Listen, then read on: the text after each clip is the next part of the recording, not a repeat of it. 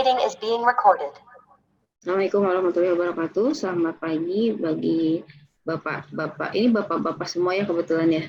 Bapak-bapak semuanya sudah hadir. Cuma saya nggak bisa melihat bapak-bapak karena tidak bisa on cam ya. Semuanya hanya bisa off cam. Baiklah. Perkenalkan, saya Ipov yang akan mengisi materi tentang manajemen operasional untuk 2 hari ini.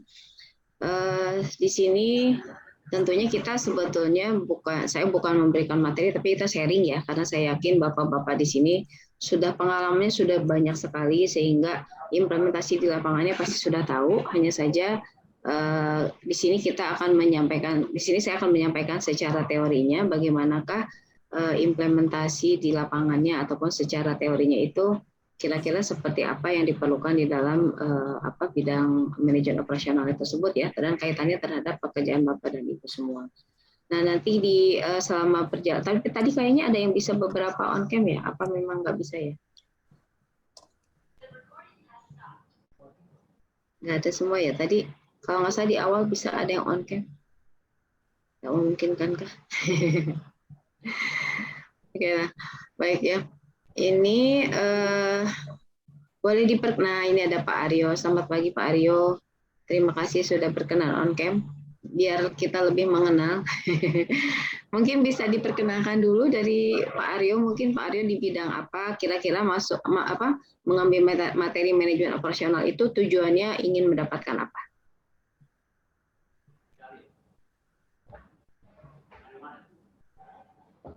Masih di mute Pak, maaf. Halo ya. Ya, kita refresh aja sih Bu, maksudnya ya update terbaru ini seperti apa sih teoritisnya kan terkait manajemen operasional, apakah ada hal-hal yang baru atau apa? Yang konsep-konsep yang baru ya yang kita perlu diupdate juga ya.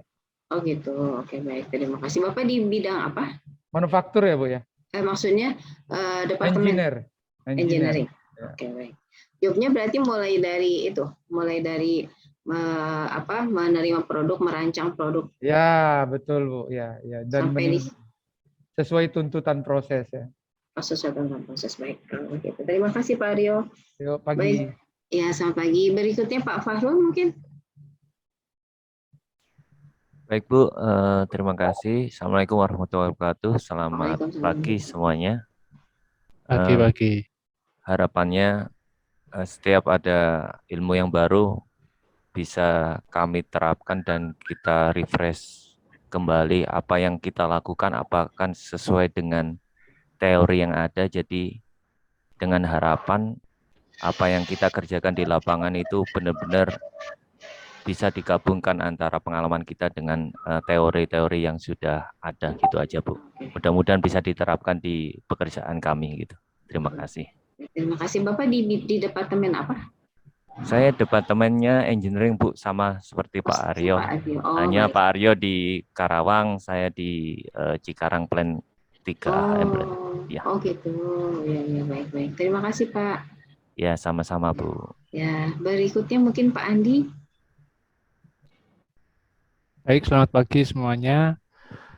Nah, tadi yang atas-atas itu Pak Aryo sama Pak Fahrul itu rekan kerja satu bagian, Bu. Jadi kita sih hampir sama sih. Oh gitu, ya.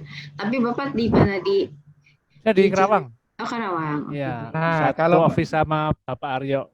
Kalau Pak Andi ini senior kami semua, Bu. Senior Pak Fahrul dan seniornya saya gitu, Bu. Oh, ya Allah. Bisa aja lu, Pak. Berarti sudah expert sekali ya, Pak ya? Oh, sama aja, Bu. Kita senasib sepenanggungan kok. Oh gitu ya. Baik. Terima kasih Pak Andi. Ya, Bu. Ya. Baik, berikutnya Pak Firpuji Nugroho ya. Selamat pagi. Assalamualaikum warahmatullahi wabarakatuh. Waalaikumsalam. Saya Firpuji dari engineering juga. Kayaknya sih semua peserta dari engineering semua ya Bu ya? Oh, engineering semua ya? Iya. Harapannya cuma gini Bu, training ini bisa diaplikasikan di tempat kerja saya aja. Oh gitu. Iya, lebih aplikatif lah. Lebih aplikatif ya, oke baik. Di sini kalau saya lihat datanya ada yang welding, ada yang painting ya.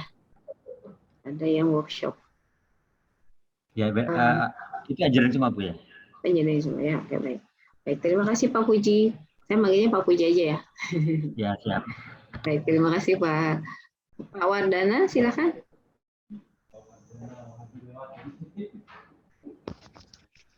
Selamat pagi Bu, Assalamualaikum warahmatullahi wabarakatuh. Waalaikumsalam warahmatullahi wabarakatuh.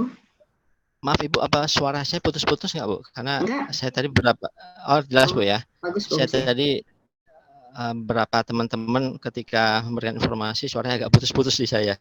Oh gitu, ya. Bagus Pak. Ya, makasih Bu Ipo, makasih Bu Komaria. Kalau dari saya targetnya sih pertama silaturahmi sama teman-teman sama Ibu juga yang lebih expert lah dari sisi teori. Pasti teorinya udah mumpuni, jadi ya nimba ilmu lah Bu, ngangsu kawruh gitu kata orang Jawa. Itu aja Bu, makasih. Terima kasih Pak. Waalaikumsalam warahmatullahi wabarakatuh. Baik, berikutnya Pak Riza. Halo, tes. Ya, tes diterima.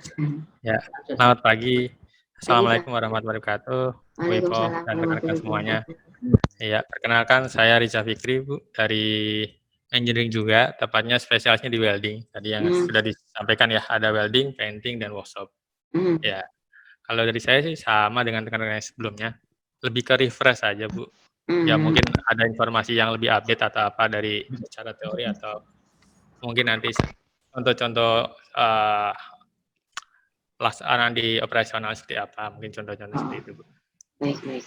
Itu aja Bu dari saya. Baik, terima kasih. Terima kasih Pak. Baik, berikutnya Pak Jaka. Halo, Assalamualaikum warahmatullahi wabarakatuh. Waalaikumsalam warahmatullahi wabarakatuh. Ya Bu, perkenalkan saya Jaka Bu dari welding, satu bagian sama Pak Rija, bedanya saya di plan Karawang, di plan 5, ya. Kalau Pak Rija tadi di plan 2. Untuk tujuan trainingnya sih harapannya ya tadi mungkin buat saya nih dari judulnya aja suatu hal yang baru mungkin ya, harapannya dapat informasi dan pemahaman yang baru terkait ilmu yang baru yang bisa kita terapkan di pekerjaan nanti. Baik. Mungkin itu aja sih Bu. Baik. Terima kasih banyak Pak. Ya, sama-sama. Baik, terima kasih. Selanjutnya Pak Hadi, silakan Pak Hadi. Di mute Pak. Masih mute. Pak Hadi ke mute Pak. Tadi udah kebuka, sekarang ketutup. Bisa, nggak bisa. Nggak masuk sih. Tapi suaranya nggak ada Pak. Udah kebuka sih, udah di unmute tapi suaranya tidak terdengar. Apa? Kecil. Bisa ngomong kalau ditanya. Tapi nggak masuk. Udah ngomong. Kecil suaranya Pak, maaf. Kurang gede deh. Nah ini agak gedean barusan belum? Belum ya? Halo. Suaranya kurang besar. Pak Hadi ini, kalau saya lihat Pak Hadi dari workshop all plan subdepartemen ya Pak ya?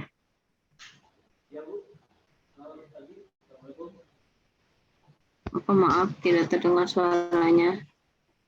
Tapi nanti kalau semoga nanti suaranya bisa terdengar. Mungkin Bapak pakai pakai earphone. Kalau misalnya nanti mau bertanya mungkin earphone-nya bisa. Kalau biasanya sih penyebab salah satunya adalah earphone-nya mungkin bisa dilepas, diganti langsung ke laptop. Biasanya bisa dibuka biasanya, gitu ya. Semoga bisa ya Pak. Oke baiklah, mohon maaf Pak Hadi. Tapi kalau nanti ada di tengah perjalanan, bagi Bapak semua sih, nanti kalau ada yang mau bertanya silakan ya. Jadi jangan ragu-ragu untuk bertanya. Terima kasih Pak Hadi.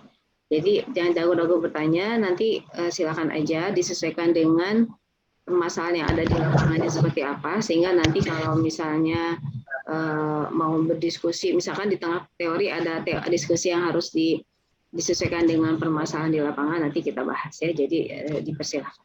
Oke, baik. Saya akan mulai untuk materi hari ini. Jadi kita berdasarkan silabus yang dimiliki ya, bahwa kita akan membahas beberapa hal di sini. Jadi untuk schedule-nya itu jam 9 sampai jam 10 kita akan membahas tentang konsep manajemen operasional. Lalu nanti setelah itu kita akan membahas, ada coffee break selama kurang lebih 20 menit, yaitu jam 10 sampai 10.20. Jadi coffee break di tempatnya masing-masing ya. Lalu 10.20 sampai 12 sesi kedua itu masuk ke dalam sistem operasi. Lalu kita ada lunch ya, isoma ya ini ya. Lalu di sini ada jam 1 sampai 14.30 itu proses inovasi. Lalu kita coffee break lagi, dan jam 5 sampai jam 4 itu adalah untuk proses produksi. Lalu untuk hari keduanya besok itu sama dengan jam yang sama, kita mulai dari teknik pengambilan keputusan dalam proses inovasi itu seperti apa. Teknik pengambilan keputusan ini, lalu coffee break, lalu teknik pengambilan keputusan dalam proses produksi, ada pendukung dalam manajemen operasional, lalu teknik untuk pengambilan data ya, pengambilan dan proses pelayanan purna jual ataupun aktivitasnya, dan bagaimanakah proses purna jual tersebut. Nah ini sebetulnya nanti di tengah-tengah sesi ini akan ada misalkan untuk pengambilan keputusannya seperti apa, jadi akan diselip-selipin di sini ya. Nanti kalau memang kira-kira nyambung nanti bisa langsung juga diskusi dengan permasalahan yang ada di lapangannya. Baik, ini manfaat pelatihan. Ini ya, manfaat pelatihan itu adalah memberikan wawasan pengetahuan mengenai apa itu manajemen operasional. Lalu kita melihat juga bagaimanakah pemahaman tentang teknik pengambilan keputusan dalam lingkup perusahaan. Karena sebetulnya manajemen operasional itu sangat banyak sekali ya aktivitas yang dilakukan oleh seorang engineer, yaitu dari mulai dia menerima barang sampai dia mengirimkan barang kembali, itu masuk ke dalam proses manajemen operasional. Atau kalau di dalam perusahaan sendiri itu mulai dari hulunya, itu mulai dari aktivitas PPIC ataupun menerima barang dari supplier sampai selesai dikirimkan kembali kepada konsumen, itu semuanya adalah aktivitas manajemen operasional. Ya, lalu nanti dilihat juga bagaimanakah pemahaman tentang operasional manajemen ini. Lalu bagaimanakah kita bisa memahami tentang teknik pengambilan keputusan yang memang bisa digunakan dalam lingkup manajemen operasi. Ya, nah, jadi seperti tadi disampaikan, konsep manajemen operasional itu adalah semua aktivitas ya yang berlangsung dalam sebuah organisasi, baik itu untuk produk maupun jasa. Jadi tidak hanya untuk manufaktur saja, tapi bisa juga untuk perusahaan jasa, dan ini biasanya disebut sebagai operasi. Ya, atau kita kenal sebagai manajemen operasional, proses welding, lalu proses apalagi tadi painting ataupun workshop dan sebagainya ya, itu semuanya adalah sebagai bagian dari operasi ya, atau kita kenal sebagai manajemen operasi. Jadi kalau ditanya apa itu manajemen operasi, maka dia adalah satu aktivitas yang memang kita lakukan di dalam aktivitas rutinitas kita, mulai kita menerima barang tersebut sampai dikirimkan barang tersebut ke konsumen atau ke next process. Itu adalah konsep dari manajemen operasional. Kenapa ini harus dibahas? Karena setiap kali aktivitas itu dilakukan pasti tidak terlepas dari masalah.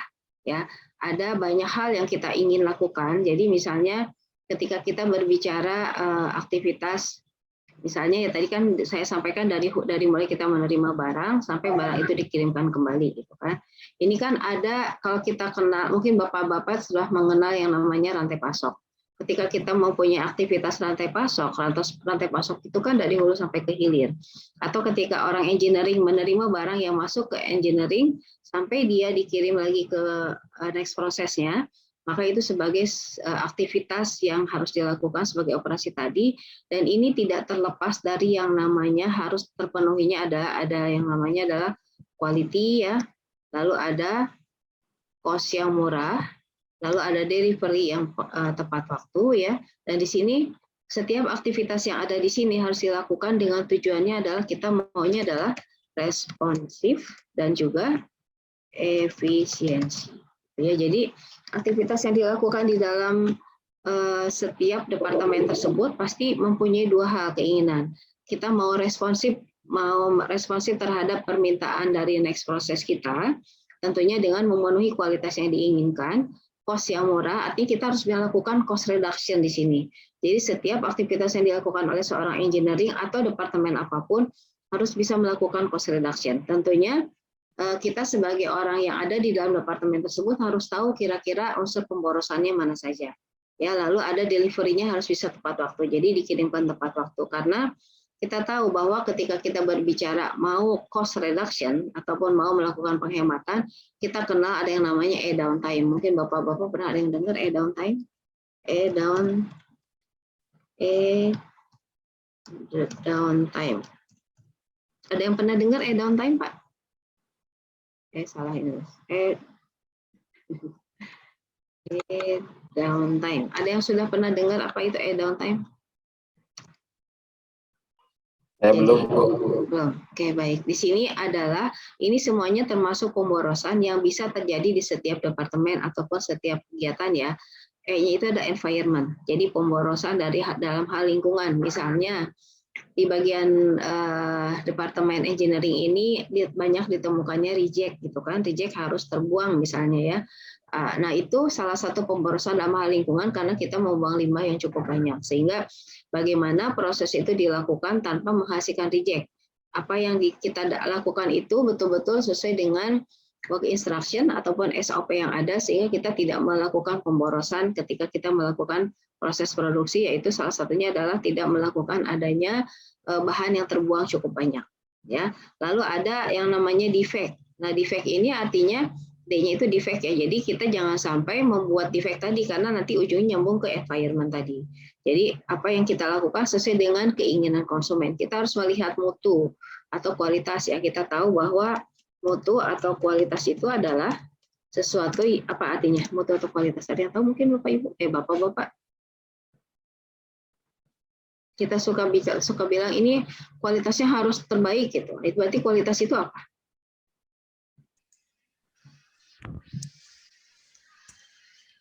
Pak Riza, silakan. Halo Pak. Customer voice ya Bu ya? Customer voice ya, jadi betul ya. Jadi customer voice itu adalah mutu. Jadi mutu itu kan tidak ditentukan oleh kita, tapi ditentukan oleh customer voice-nya seperti apa. Jadi ini adalah mutu. Jadi bagaimana cara kita melakukan produksi ataupun proses yang terjadi ini dengan meningkatkan kualitas. Nah ini artinya kita tidak boleh adanya yang namanya defect. Ya, makanya di dalam terutama Astra ini pasti melakukan zero defect ya. Nah, zero defect ini harus bisa terpenuhi. Baik, terima kasih. Saya akan share screen dulu ya. Jadi hari ini ada beberapa materi tentang penjadwalan. Nah, di sini saya akan masuk dulu ke penjadwalan. Oh iya, kalau ada yang mau ditanyakan langsung ya, silakan ya. Atau misalnya mau menambah materi lain, karena kan seperti disampaikan kemarin, kalau namanya MO itu banyak ya. MO itu mulai dari aktivitas hulu sampai ke hilir. Ataupun aktivitasnya itu mulai dari yang PPIC ataupun yang terkait penjadwal. Mulai dari, kalau PPIC sendiri ya, dari planning sendiri itu mulai ada dari forecast, agregat, inventory, penjadwalan, MRP, line balancing, kapasitas, itu semuanya masuk ke dalam materinya planning ya PPIC, tapi itu juga bagian dari MO. Begitu juga dengan yang namanya adalah purchasing atau procurement, ataupun ada kita mencari sourcing ya, menentukan suppliernya itu seperti apa. Atau kita juga menentukan distribusi, ada namanya DRP. Nah, itu semuanya itu atau transportasi. Semuanya adalah bagian dari MO. Jadi MO itu luas. Kalau kita mau bahas hitungannya banyak sekali yang bisa dibahas. Cuman karena keterbatasan waktu, jadi kita akan prioritaskan ke masalah yang memang berkaitan dengan yang ada di lapangan. Nah, kemarin karena satu sudah disampaikan itu tentang penjadwalan, jadi fokus hari ini adalah penjadwalan. Tapi kalau misalnya nanti ada tambahan, saya mau membahas tentang MRP atau tentang inventory atau yang lainnya, silakan. Nanti saya sampaikan materinya. Paling materinya saya sampaikan materi yang saya punya. Nanti saya share untuk materi tersebut ya. Jadi silakan aja, pokoknya mau nambah materi apapun silakan, biar nanti permasalahan di lapangannya bisa diselesaikan dan bisa diimplementasikan juga. Jadi ada value added yang bisa didapatkan ya. Oke. Sekarang kita masuk ke scheduling dulu, itu tentang penjadwalan, scheduling. Jadi kalau kemarin disampaikan kan lagi hektik banget ya di kampus, di perusahaannya, sehingga harus bisa menentukan penjadwalannya seperti apa. Nah, penjadwalan itu di sini tujuannya itu salah satunya adalah mau meminimasi keterlambatan. Kadang-kadang ada sebuah seorang konsumen yang meminta penalti kalau kita terlambat. Tapi ada juga yang memang tidak harus membayar penalti, tapi asalkan kita menginformasikan keterlambatannya seperti apa. Ada juga tujuannya itu adalah ingin mengalirkan waktu prosesnya itu biar tidak terjadi bottleneck. Jadi kita akan kembalikan tujuan kita membuat penjadwalan itu untuk apa. Setiap produk ataupun setiap job yang dilakukan pasti punya tujuannya. Jadi kita harus jelas dulu apakah mau meminimasi keterlambatan tadi, atau mau minimasi adanya penalti, atau mau meminimasi waktu alir totalnya. Itu yang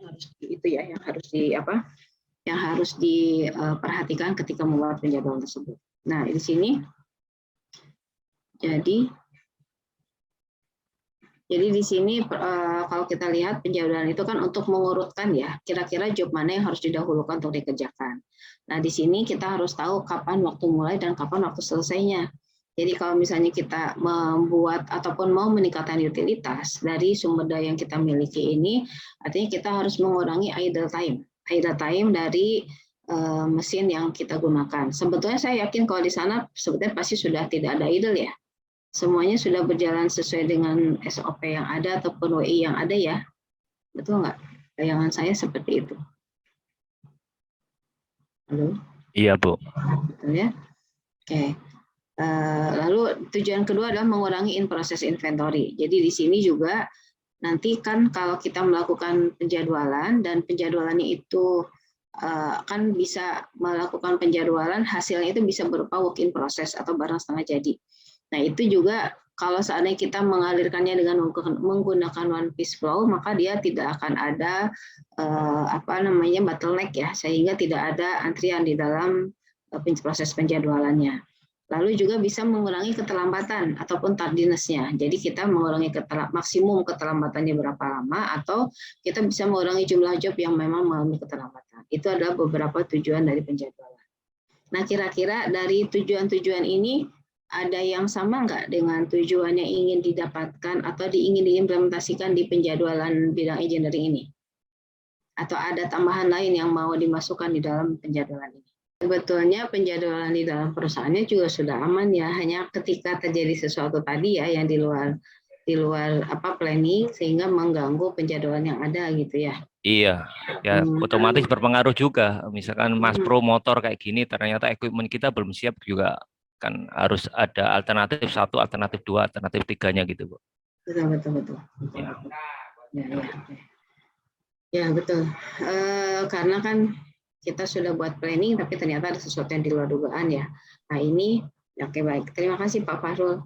Jadi, jadi ini adalah mungkin di antara beberapa metode ini ada yang bisa digunakan ketika ada kejadian seperti itu ya. Semoga ada yang bisa digunakan dan bisa dimanfaatkan sehingga bisa menambah value added dari proses transformasi yang dilakukannya. Nah, di sini memang penjadwalan yang dibahas tidak sampai seperti yang Pak Fahrul sampaikan. Artinya bukan sesuatu yang tiba-tiba ada di luar kondisi tadi ya. Misalnya seperti tadi ada kondisi yang eksternal yang tidak bisa diabaikan. Tapi kita bisa asumsikan nanti misalnya kita sudah mempunyai beberapa job, tiba-tiba ada job baru yang datang, nah itu kita tempatkan di mana, nanti kita coba lihat ya. Kita lihat di sini. Nah, tapi sebelum kita lanjut mengenai solusi dari penjadwalan tadi, nah di sini ada beberapa hal kalau penjadwalan itu yang harus dipahami. Pertama, kita harus punya data mengenai processing time. Jadi ada waktu prosesnya, ya, ada due date dan seterusnya ya. Kalau kita lihat di sini, jadi kalau processing time itu mulai dari kita menyelesaikan operasi ke satu dari suatu job satu sampai dia selesai. Bu, mau nanya, Bu. Silakan. Terkait misalkan inovasi atau improvement ya, Bu ya. Adakah secara teori, Bu, misalkan di AHM sendiri itu kan ada skala prioritas ya, Bu ya, yang berkaitan dengan kebutuhan budget misalkan, walaupun budget seminimal mungkin gitu ya. Kalau secara teori itu ada nggak yang prioritas misalkan, oh inovasi ini harus segera dikerjakan karena berhubungan sama safety gitu ya, berhubungan sama poin kepuasan customer yang paling utama kayak gitu. Yang saya tanyakan itu secara teori, Bu ya, secara teori ada nggak kriteria-kriteria yang dijadikan prioritas yang paling utama gitu Itu aja sih. Ya. Terima kasih, Bu. Sama-sama Pak. Betul Pak, memang ada. Jadi ketika kita melakukan inovasi itu bisa diawali dengan misalnya dari Pareto ya. Dari Pareto, dan pokoknya intinya awalnya dari kalau tadi kan inovasi yang disampaikan itu adalah inovasi melihat perkembangan pasar dan seterusnya. Kalau sekarang kita mau melakukan inovasi yang di luar planning tadi, kita melihat mana dulu nih harus diutamakan. Kita lihat dari permasalahan yang ada di perusahaan. Misalnya dari hasil Pareto yang kita dapatkan, pertama banyak defect, misalnya defectnya kan setelah kita analisis ini terjadi karena apa? Oh, ternyata karena faktor lingkungan kerja misalkan, dan itu kalau dibiarkan jadinya mengganggu safety juga misalkan. Lalu faktor yang kedua itu misalkan adanya terjadinya defect ataupun ada terjadi masalah lain, ternyata setelah dianalisis penyebabnya adalah karena misalnya ada risiko pasar atau ada apapun lah itu ya. Nah dari hasil Pareto yang sudah kita buat, kita lihat kan pasti kita ambil yang terbesar ya. Yang terbesar itu kenapa? Oh ternyata tadi karena menyangkut keselamatan kerja. Kalau begitu maka faktor itulah yang harus diutamakan untuk diperbaiki, untuk dilakukan improve. Karena dia sifatnya urgent, maka dia harus segera dilakukan dan kita harus segera mencari cara berinovasi agar tingkat keselamatan kerja bisa ditingkatkan. Nah itu bisa diawali dari situ. Jadi kalau tadi awalannya dari pasar, yang ini karena dari dalam perusahaan yang memang meminta untuk melakukan improve tadi, maka itu disesuaikan dengan permasalahan yang ada di perusahaan. Berarti saya simpulkan secara teori itu tidak ada, tapi skala prioritas itu kesepakatan internal manajemen gitu ya Bu ya? Iya betul, betul. Baik. Betul. Kalau untuk di dalam perusahaan ya Pak ya? Iya, tapi secara teori nggak ada ya Bu ya? Misalnya, oh ini wajib apa, poin yang ini harus prioritas paling utama nggak ada ya Bu ya? Nggak ada. Oh ya, baik Bu, makasih Bu. Sama-sama.